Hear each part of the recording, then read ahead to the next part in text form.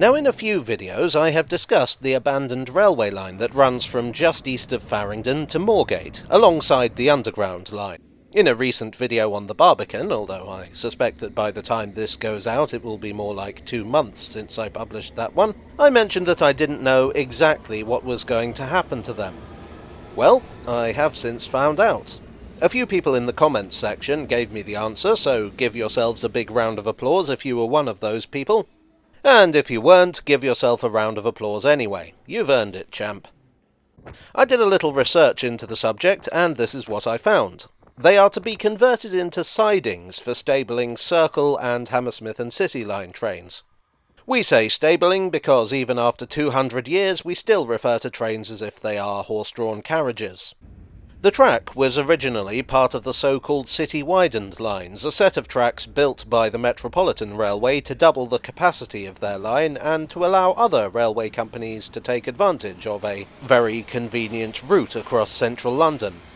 The widened lines are perhaps unique in being lines built for the underground, which were not designed for underground trains. Although if you know of any others, do let me know in the comments. The lines ran from King's Cross to Moorgate, and in fact the section from King's Cross to Farringdon is still in use as part of the Thameslink. Trains ran as far as Moorgate up to 2009. Unfortunately, as part of the Thameslink programme, which started out under the charmingly dated title of Thameslink 2000, the platforms at Farringdon were extended to accommodate 12 coach trains. The station has the junction for Moorgate on one side, and a steep gradient on the other, so the engineering fellows decided to sacrifice everything east of Farringdon, which left us with 2 stations with rather obvious disused platforms.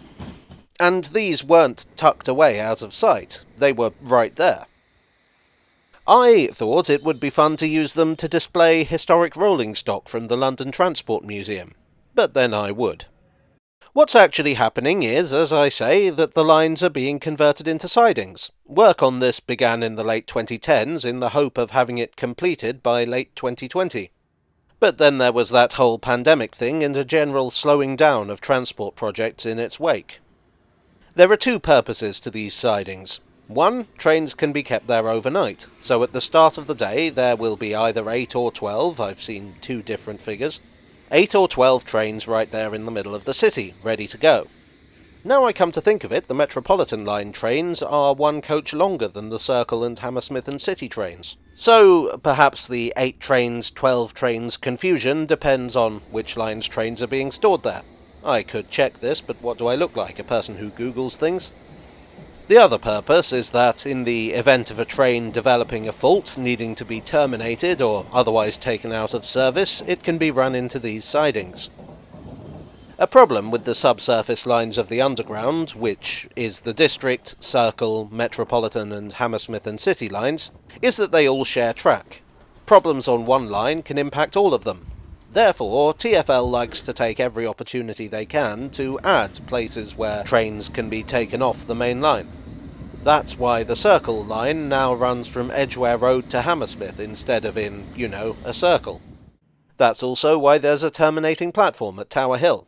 And now that's why they're turning Barbican and Moorgate into stabling points.